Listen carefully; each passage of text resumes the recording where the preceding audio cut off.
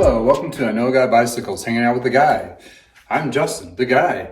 So I'm going to go over this bike that I purchased here, and I'm going to do the number 8 of the 7 things you need to look for, of the 20 things you should look for when you're looking for a used bike. Today we're going to go over shifting and what you should expect and what you shouldn't expect in shifting on a road bike when you're looking for something used. There's a lot of things that could be wrong with a shifter. There's some things that could be fixed with a shifter, and there's some things that just, are just what they are. And obviously different vintages and different periods of shifters, you may have different little quirks to them. A lot of mechanics will come upon those and understand them over the years, especially if those quirks evolved when they were brand new. Which is sometimes the case. And every iteration and generation that kind of componentry goes through, it's pretty common to maybe have some issues or some things that need to be addressed. We're going to be looking at the Shimano. This has 105 on it. Shimano has been around for several decades. They also make fishing reels, which is weird, but they're actually really nice if you're into fishing. Shimano has kind of dominated the market for a long time. And it's one of those go-to componentry. SRAM is starting to edge some of that componentry out from underneath Shimano, as well as Campanoli. Campanoli has been an Italian company on and off throughout the years. And they all shift a little bit differently. They all have different little mechanisms. I pretty much believe it's the copyrights or trademark rules or whatever. But anywho,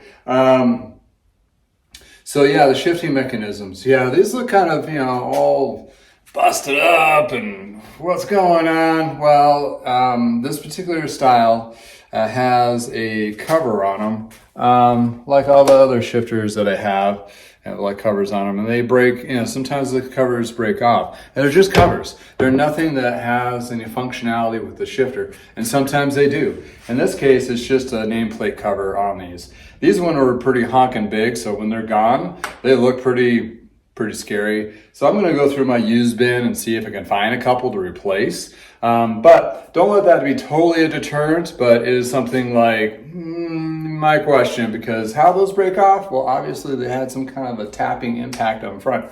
And the shifters and the rear derailleur and the pedals, as we talked about before, are hangout pieces. So they hang out and they are susceptible to get damaged by crashes or falling in the garage or whatever it may be. So let's dive into the shifting. So get a basic 101 on shifting. Right is rear. Right lever is your rear brake and your rear shifter. What that means, it's your rear here and the rear derailleur. This is the rear derailleur. Sometimes a short and long cage, but that's your rear derailleur. Left is your front. This is your front brake and also your front derailleur, which is placed right here. Front derailleurs typically have 2 to 3 gears up front that they have to ramp up. So they don't have very many gears to work with. On the right hand side, you can do 7 or 8 or 9 or 10 or 11 or even 12 now, different gears in the back. And then sometimes they have a wider range, or sometimes they're more compact. The idea is be able to find that perfect niche or that perfect tension when you're actually riding up and down hills. And that's why it's made nicer to have a wider range. Although, any bike you look at, most of these can be changed out to different cogs. Keep in mind, sometimes the chains have to be replaced when you do a bigger cog set, because the chain may not be long enough to accommodate this. Which chains are not really that expensive for the most part, especially for the vintages like this. You're looking about anywhere between $15 to $25 for a chain. Upper end stuff, when you're looking at 11 speed, 12 speeds, if you can find them, they can run up to 50 or 60. Like anything else, there's a good, better, best. You get lighter weight chains and so forth. But anywho, that's just identifying the componentry. So when you're thinking about shifting, okay, so to shift the bike, well, when you go look at it in the field, you're going to be looking at it not on a stand. So you're going to have to get on it, or if you have a buddy with you, hold up the back of the bike and you can kind of pedal and shift through it, which is really awkward. Mainly, case in point, when you go look for a used bike and you're a novice and not really tech savvy or haven't worked on a lot of bikes, you want to make sure the bike is ready to be able to test ride. If you can't test ride it, just walk away. It's one of those things, like if they're not willing to prepare the bike good enough to air up the tires, to run through it, make sure it's ready for you to test ride, just walk away, because you're going to be getting into a situation where it's going to cost you a lot of money down the road, potentially. Unless it's a super uber good deal. But if you're a beginner and you don't have the eye for it, and you haven't ridden very many bikes before, it should be ready to test ride. So while you're on your test ride, you're going to need to be pedaling, obviously. And when you pedal, that changes the gears up and down. So when you're looking at, you start with your right, and then on these guys, the full lever moves over. That goes up, and this black independent, or the inside, depending, it may be a different color, but the independent one will go down in shifting. So the full lever with both will go up, and the second one will go down.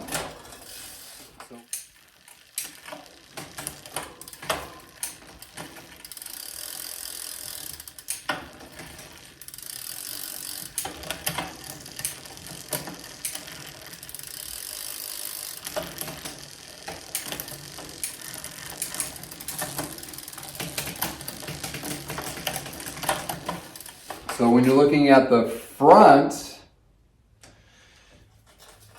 then the full lever goes up. That goes to the bigger chainring here. Same thing here. And when you go down, it goes down to the other.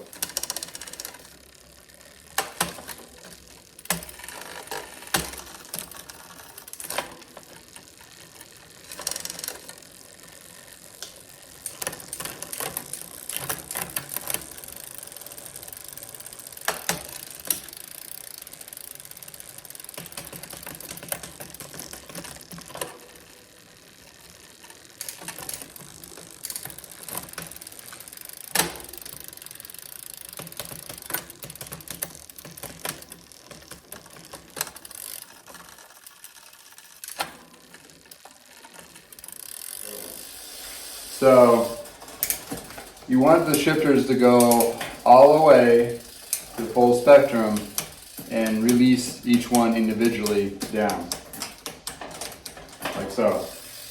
What you're looking for is when you're riding and pedaling, shift one gear, it changes the gear. Shift one gear, it changes the gear. It shouldn't make a lot of rattling. It shouldn't make a lot of chunk. Also, when you're on those certain gears, or just any of those gears, kind of put some weight into it, like step up out of the saddle, put some weight into it, put some tension on that. It's supposed to not pop. If you have like a skip or a jump or a little bit like that, that means that the cogs might be worn out.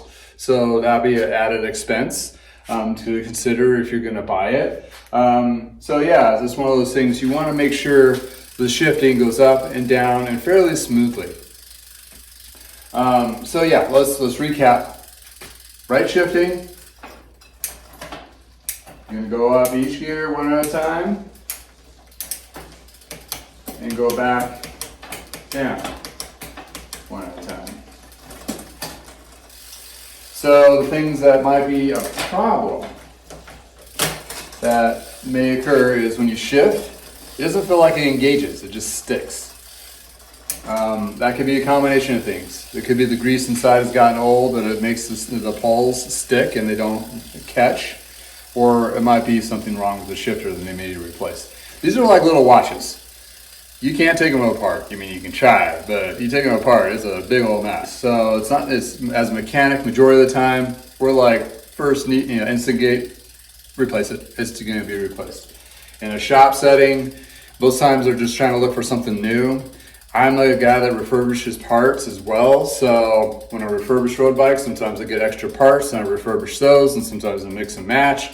Or if I get a bum frame, I take those parts and I have them as back stock. So, I'm in a little bit different ecosystem, part of availability than it is for bike shops. Bike shops are going to look for a brand new replacement shop part that'll fit this, that'll work. It won't match the vintage. It'll work. They're newer and nicer, but they usually are a downgrade because they're just kind of a knockout copy kind of thing, if you will. So, another thing too is you want to be able to release all the way down and also hit the whole range. And you want to be able to hear a click with each one, and up and down. Like this one is kind of not engaging. That's that one, the big one there. So you got a couple things you're going to be looking for when you're test riding. Okay, it's going to be hard to do when you're like trying to ride a bike and try to identify what's going on and so forth. But the takeaway here is you actually get on the bike, you actually take it for a spin, kind of click through the gears, and check through the ranges. And also when you're shifting too, in general terms, if it's a 3-ring up front, you want to stay in the middle most of the time, because that'd be your most rolling hills. Then run through all the gears. Then jump into the big ring up front, then run through all the gears, and jump in the small cog there and run through all the gears. If it feels good, it feels smooth, it's crisp, it's good, that's great. Check that off the list. If the shifting sticks a little, it rattles a lot or doesn't engage in the shifting itself, it's just not quite right. That might be some concerns to look into. Costs. Shifter's going to cost you, these are the most expensive bit on the drivetrain is the shifters. So even the used market, you're looking at 150 to 200 bucks used for good ones. Front derailleurs are pretty cheap. You can get like those are 15, 20 bucks. These guys are around about 50 for the rear. Chains new are around about 15 to 25 as we talked about before. Cassettes are going to be, that's the cogs in the back. Those are going to run you anywhere between 35 to 40 to 50 bucks depending which ones you get. And chain rings up front. Also, you want to make sure when you pedal backwards that the chain rings are straight and they're not doing any of this stuff. That can cause some inherent shifting problems too. And these chain rings, if you can find them, they're not too terrible. Or the cranksets, you may have to replace that. And that's another expensive bit, which is, they can get up to 100, 150 bucks for even used ones. So you can find new ones that are comparable and so forth. So on this guy right here, busted up shifters, rear derailleur matches the crankset. Shifters, I know these are 105s, but you can look on the part number on underneath the hood, underneath here. But I noticed right off the bat, the front derailleur here is a Sora, which is a different, it's a newer version. So something happened here. They either replaced it or the old one broke, which could be the case. This is a newer version. So, when I take this apart and clean it, I'm going to look at my extra front derailleur bin and see if I have something that matches this vintage. Not to say there's nothing wrong with this one. It probably works just fine. But I just want to, I'm kind of more matchy that way for vintage. And I'll take that out and use it as a spare for something else. So hopefully that kind of clears up shifting a little bit. I mean, if you already have a bike, you understand what shifting is supposed to feel like. But if you haven't ridden in a while, those are kinds of things you're looking for. You want it to be crisp. It hits each gear, goes down. You feel those tensions when they go up and down. When you put pressure on it, it's not popping, like chink, like missing a tooth or something like that.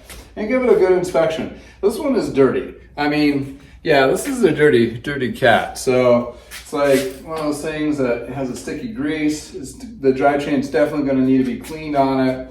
It has built up grease on the jockey pulleys. Those kinds of things, if you're really handy and have a sonic cleaner or willing to take it all apart and clean it, that's great. If you take it to the shop, it's going to be probably included with the tune-up. I'm not sure, I don't remember what drivetrain cleans it charges separately, but with the tune-up, it's going to run you up to the $150 to $200 price range.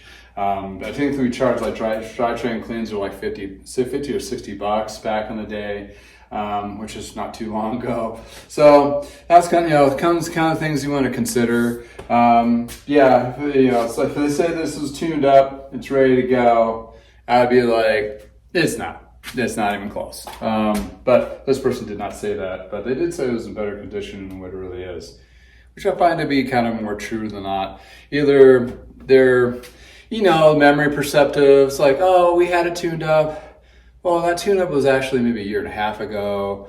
Oh, their cousin, nephew, or somebody borrowed it for a weekend and they forgot about that and they actually rode the heck out of it. I don't know. It's like, people just, I don't fault them on that, but honestly, it's like, just assume that even though it might be in pristine condition, it probably needs a tune-up, or it's going to need one soon. That's the case too. Oh yeah, one thing I want to talk about too is the cables and the housing, which is the nerves that tells the derailleurs where to go and so forth. This could be cause up the problems with the lag shifting, or may not shift at all because it blew out or so forth. So you want to inspect them and see if they're intact. It looks even and clean. There's not much of this. And this one guy right here, it has a little cut, so that that piece is going to need to be replaced. The cable itself, they're a little short cut here. I like them a little bit longer, so you can change out the drivetrain and clean it without cutting it down too short. So cable sets, they're not too expensive. I've gone over cables before, but the cables itself, not too expensive, but the labor is, because it is intensive, because you got to go through everything. Sometimes you got to take the handlebar tape off and redo the tape, and cabling could be internal routing, so it can get tricky. But most cases, the cables and housing, you can get the sets for like 15, 20 bucks, that kind of thing, and nicer ones too that actually make the shifting and all that perform a lot better. So, anywho.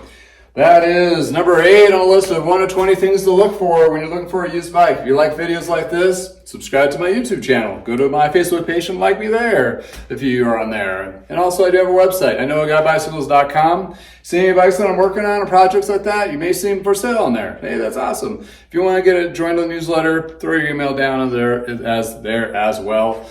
And again, from the garage, thanks again for your time. Have a great day.